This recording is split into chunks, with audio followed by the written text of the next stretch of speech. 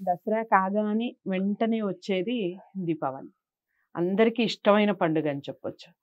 పిల్లల దగ్గర నుంచి పెద్దవాళ్ళ వరకు అందరూ కూడా ఎవరికి తోచినట్టుగా వాళ్ళు ముఖ్యంగా అసలు అమావాస్య నాడు కొత్త బట్టలు వేసుకోకూడదు అంటారు. కానీ దీపావళి నాడు కొత్త బట్టలు వేసుకొని మరి పండుగ జరుపుకుంటారు. ఆ దీపావళికి అంతటి విశిష్టత. ఆ రోజు ఎలా ఉండాలంటారసలు?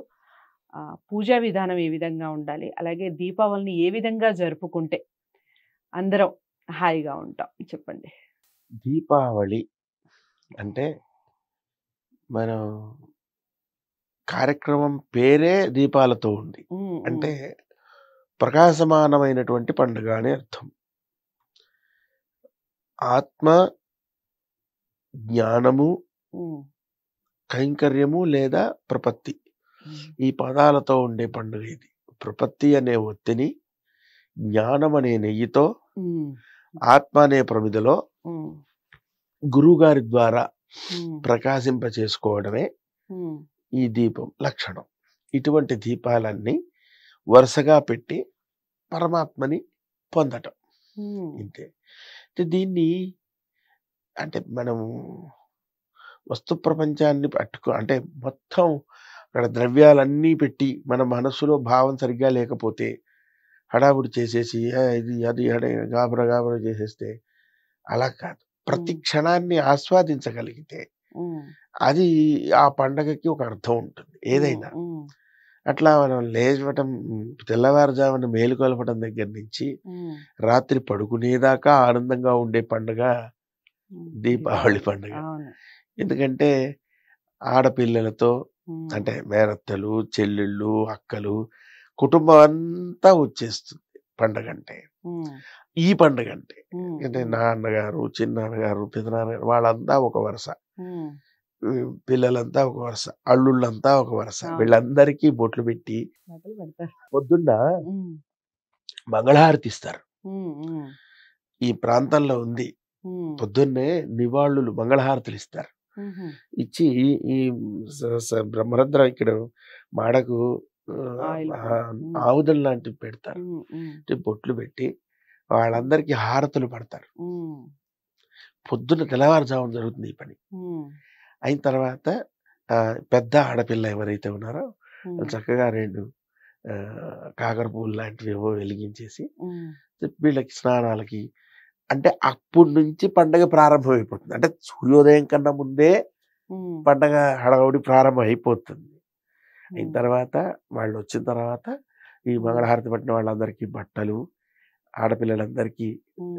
ఏమంటారు ఆడపడుచు లాంఛనాలన్నీ ఇస్తారు. హ్మ్. హ్మ్. ఇచ్చిన తర్వాత మళ్ళీ వాళ్ళందరూ వీళ్ళు స్నానాలంతా అయిన తర్వాత హ్మ్. స్వామి దేవతారాధన, దేవతార్చన ఎవరి వరకు ఉంటుంది కదా! హ్మ్. చేసుకొని పాయసము, పేణీలు ఇలా మన మన ఆచారాలను బట్టి ఆ నివేదనలు అయిన తర్వాత పిండి హ్మ్. వంటలతో అందరూ కూర్చొని హ్మ్. కాస్త ఉపాహారాలు లాంటివి. సంధ్య వేళ దాకా ఆనందంగా గడుపుతారు. హ్మ్. సంధ్య వేళ మహాలక్ష్మి పూజ ఉంటుంది. హ్మ్. లక్ష్మీ పూజ చెయ్యటం అంటే హ్మ్. దీపావళి నాడుతో చేయాలి ప్రారంభం. అంత హ్మ్. బావుంటుంది. హ్మ్. ఎందుకంటే ఆవిడ ఇప్పుడు మనం వీరలక్ష్మి అంటారు. హ్మ్. వక్త్రాబ్జే భాగ్యలక్ష్మి, కరతల కమలే సర్వదా దానలక్ష్మి, హ్మ్. దూర్దండే వీరలక్ష్మి, హృదయ సరసిజే భూతకారుణ్యలక్ష్మి, ఖడ్గాగ్రే శౌర్యలక్ష్మి, నిఖిల గుణగణాడంబరే కీర్తిలక్ష్మి, సర్వాంగే సౌమ్యలక్ష్మి, హ్మ్. త్వయతు విజయితాం సర్వ సామ్రాజ్యలక్ష్మి. ఇన్ని విధాల ఉండే లక్ష్మి హ్మ్. అమ్మవారు మహాలక్ష్మి స్వరూపం కదా! మహాలక్ష్మి స్వరూపమైన అమ్మని ఒక క్రమంలో ఆరాధిస్తారు. నేరుగా హ్మ్. హ్మ్. వెళ్ళిపోరు అమ్మవారి దగ్గరికి. హ్మ్. హ్మ్. ముందు ఆయా సంప్రదాయాలను బట్టి హ్మ్. గణపతి పూజ, పుణ్యాహవాచనం, అలాగే వీళ్ళు విశ్వక్షేణ పూజ, పుణ్యాహవాచనం, అలా రక్షాబంధనం అని దీక్ష. ఈ పూజ హ్మ్. చేస్తున్నామని. ఈ పూజ కూడా తత్కాలంగా ఏదో ఒక ముగించేయటానికి చేయరు. చాలా శ్రద్ధగా చేస్తారు. శ్రీ సూక్త పారాయణలు రాత్రంతా చేయించేవాళ్ళుంటారు. హ్మ్. ఎందుకంటే ఆ రోజు అమావాస్య నిద్రపోవడం కన్నా హ్మ్. ఎంతసేపు మేలుకొనుంటే అంత విశేషమని హ్మ్. ఉన్నది ఆ సూత్రం. అలా చక్కగా అమ్మవారి కుంకుమార్చనలు చేసి, పాయస పదార్థాలతోటి, హ్మ్. మధుర పదార్థాలతోటి అమ్మకి నివేదనలు సమర్పించి, హ్మ్. శక్తి ఉంటే అమ్మవారి సంగీత విభావరి, భజనలు, భక్తి పాటలు, అలాగే అమ్మవారి వైభవాన్ని ఎన్నో విశేషణాలతో ఉంటుంది అమ్మవారి వైభవం.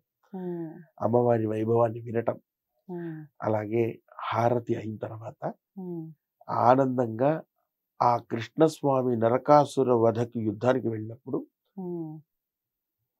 తల్లి బాధపడుతుందా ఆనందపడుతుందా చూడాలనుకున్నాడు. ఎందుకంటే ఆది వరాహస్వామిగా ఉన్నప్పుడు భూవరాహస్వామి మూపుర భాగానికి భూస్పర్శ ద్వారా సంభవించిన లోక కంటకుడు నరకుడు. అమ్మవారి అంశే కదా ఈవిడ, కనుక సంతానమే కదా అని కృష్ణస్వామి మూర్ఛపడితే సత్యభామ నరకాసుర వధ చేస్తుంది. ఇతర సంతతిని కాపాడకుండా కష్టపెడుతున్నప్పుడు వాళ్ళందరినీ కాపాడడానికి అమ్మ వాడిని సంహరించింది. అమ్మ సంహరించిన నరకాసురుడికి ఆ నరకాసురుడి లాగా ఈ బాణాసంచను కాల్చేసి విజయోత్సవాన్ని చేసుకుంటారు.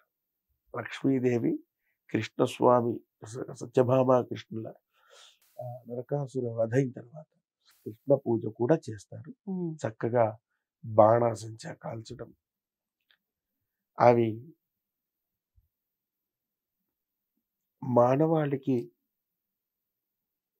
అనారోగ్యాన్ని చేసేవి కాకుండా ఆనంద హేళలాగా అత్యంత గంభీరంగా, చాలా ఉత్సాహంగా, చాలా సంతోషంగా ఆబాల గోపాలం ఆనందించేలాగా ఆ మతాబుల పండగ జరుగుతుంది. అయిన తర్వాత మతాబులన్నీ పూర్తయిన తర్వాత అప్పుడు మళ్ళీ కాళ్ళు చేతులు కడుక్కొని మళ్ళీ దీపం దగ్గరకు వచ్చి నమస్కారం చేసుకొని ప్రసాదాదులు తీసుకొని ఎవరింటికి వాళ్ళు, ఎవరి దగ్గరికి, ఎవరి స్థలానికి వాళ్ళు వెళ్ళి ఆనందిస్తారు. ఇది దీపావళి పండగ. చాలా చాలా చక్కగా వివరించారండి. దీపావళి అనగానే కొత్త అల్లుళ్ళు, లడ్డు, మిఠాయిలు, పిల్లల అల్లరి, ఆటపాటలు, ఎన్నో ఆనందాలు, అన్నిటికీ మించి గొప్ప వెలుగు, అమావాస్య నాడు వచ్చే ఒక గొప్ప వెలుగు దీపావళి. ఈ దీపావళి మన ఇంట్లో నిజంగా సుఖశాంతులు, అలాగే సౌభాగ్యం అన్నీ అందించాలని మనస్ఫూర్తిగా ఛానల్ కోరుకుంటుంది.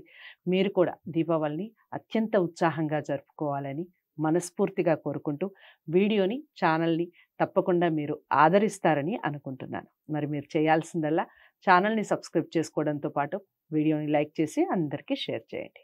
నమస్తే.